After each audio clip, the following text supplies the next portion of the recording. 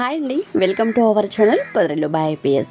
ఈరోజు రెసిపీ వచ్చేసి గుడ్లు అలాగే ఎండు చేపలు ఎండు రొయ్యల కర్రీ. చాలా చాలా టేస్టీగా ఉంటుందండి. పాతకాలం పద్ధతిలో ఎలా చేయాలనేది చూపిస్తున్నాను, తప్పకుండా చూసేసేయండి. అలాగే తప్పకుండా ట్రై చేయండి.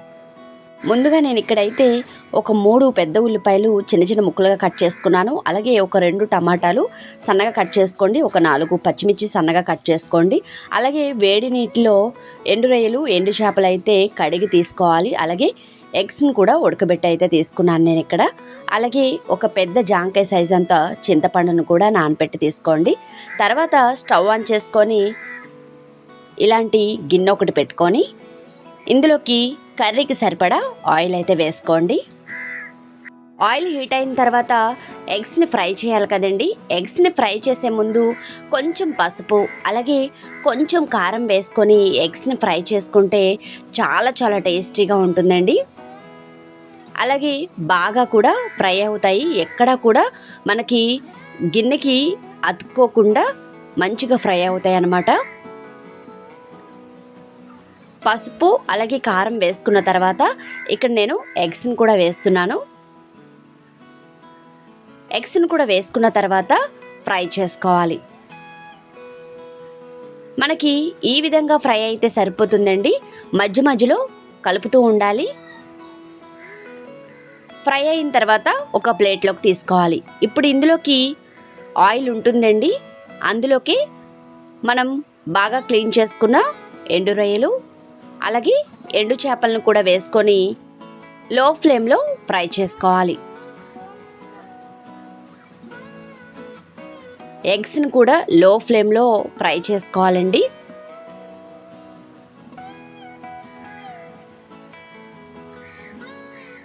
చూస్తున్నారు కదా, ఈ విధంగా ఫ్రై అయిన తర్వాత ఇవి కూడా ఒక గిన్నెలోకి తీసుకోవాలి.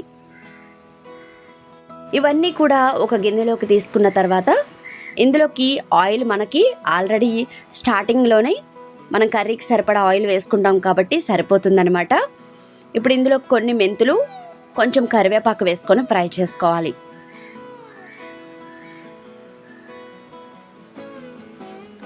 ఈ విధంగా ఫ్రై చేసుకున్న తర్వాత ముందుగా రెడీ చేసి పెట్టుకున్న ఉల్లిపాయ ముక్కలు అలాగే టమాటా ముక్కలు పచ్చిమిర్చి ముక్కల్ని వేసుకొని కర్రీకి సరిపడా సాల్ట్ కూడా వేసుకొని మీడియం ఫ్లేమ్లో కుక్ చేసుకోవాలి.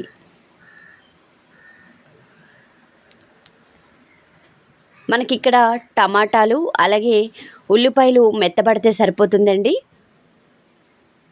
మూత పెట్టుకొని మీడియం ఫ్లేమ్లో కుక్ చేసుకోవాలి. మధ్య మధ్యలో కలుపుతూ ఉండాలి. ఈ విధంగా మనకి కుక్ అయితే సరిపోతుందండి.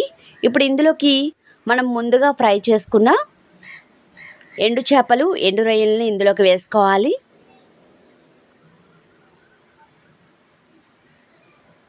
వేసుకున్న తర్వాత ఒకసారి కలుపుకొని ఇప్పుడు ఇందులోకి 1 స్పూన్నర అల్లం వెల్లుల్లి పేస్ట్ వేసుకోండి. అలాగే కొంచెం పసుపు వేసుకున్న తర్వాత బాగా కలుపుకొని మూత పెట్టుకొని అల్లం వెల్లుల్లి పేస్టు పచ్చివాసన పోయేంత వరకు కుక్ చేసుకోవాలి. ఈ కర్రీ చాలా చాలా టేస్టీగా ఉంటుందండి.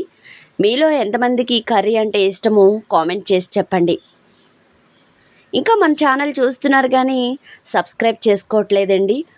తప్పకుండా సబ్స్క్రైబ్ చేసుకోండి. పచ్చివాసన పోయిన తర్వాత ఇప్పుడు ఇందులోకి మీరు స్పైసీ ఎంత తింటారో దానికి తగ్గట్టుగా కారం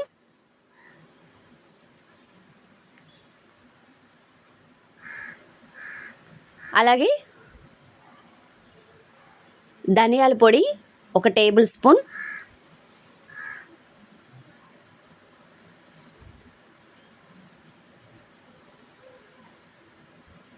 వేసుకున్న తర్వాత బాగా కలుపుకోవాలి. కలుపుకున్న తర్వాత మనం ముందుగా చింతపండు నానబెట్టుకున్నాం కదండి, దాన్ని గుజ్జుగా తీసుకొని ఇందులోకి వేసుకోవాలి. చింతపండు గుజ్జును కూడా ఇందులోకి వేసుకున్న తర్వాత ఒకసారి మీరు సాల్ట్ చూసుకోండి, కారం చూసుకోండి. ఒకవేళ సరిపోకపోతే కనుక మళ్ళీ యాడ్ చేసుకోండి. అలాగే మనం ముందుగా ఫ్రై చేసుకున్న ఎగ్స్ని కూడా ఇందులోకి వేసుకొని మూత పెట్టుకొని లో టు మీడియం ఫ్లేమ్లో పులుసు అంతా కూడా దగ్గర పడే విధంగా కుక్ చేసుకోవాలి. ఇక్కడ చూస్తున్నారు కదండి, నేను లో టు మీడియం ఫ్లేమ్లో చేసుకున్నాను. మనకి పులుసు అనేది దగ్గర పడింది. ఈ విధంగా అయితే రెడీ అయిపోయినట్టేనండి. స్టవ్ ఆఫ్ చేసుకోవాలి. అంతేనండి, ఎంతో టేస్టీగా ఉండే ఎమ్మీగా ఉండే ఎగ్గు ఎండు రొయ్యల ఎండు చేపల curry ready. Please like, share and subscribe.